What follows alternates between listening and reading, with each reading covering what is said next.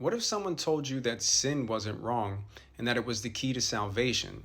Jacob Frank rose up in 18th century Eastern Europe claiming to be the spiritual successor of Sabbatai Zevi. But he took the movement much further, darker, more radical, and made it even far more dangerous.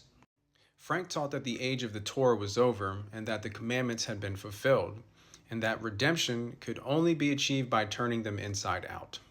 He declared that true spiritual awakening required the deliberate violation of formal moral laws, and that the path to the sacred was through the profane. It wasn't metaphor, it was action.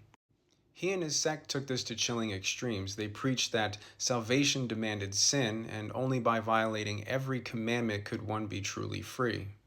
Pork was eaten on holy days, sacred texts was desecrated. Frank even organized ritual orgies rumored to involve incest, claiming that sexual transgression was a gateway to the divine truth.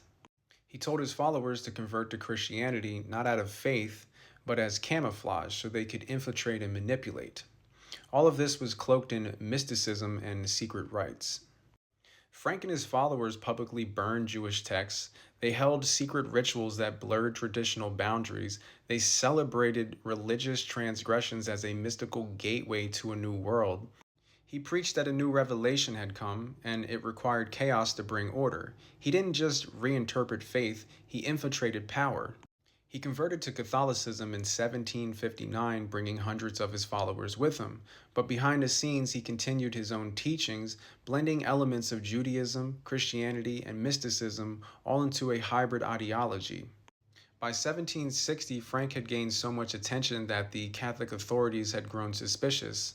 He ended up being imprisoned in Czestochowa, which was a fortified monastery, for 13 years. But even while there, he continued writing and sending messages out to his followers. He became a mystical celebrity, visited by nobles, bishops, and his secret supporters.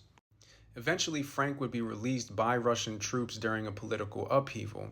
Frank re entered society and lived out the last of his years in a lavish lifestyle, hosting dignitaries, dressing like royalty, and continuing to shape the belief of a hidden elite.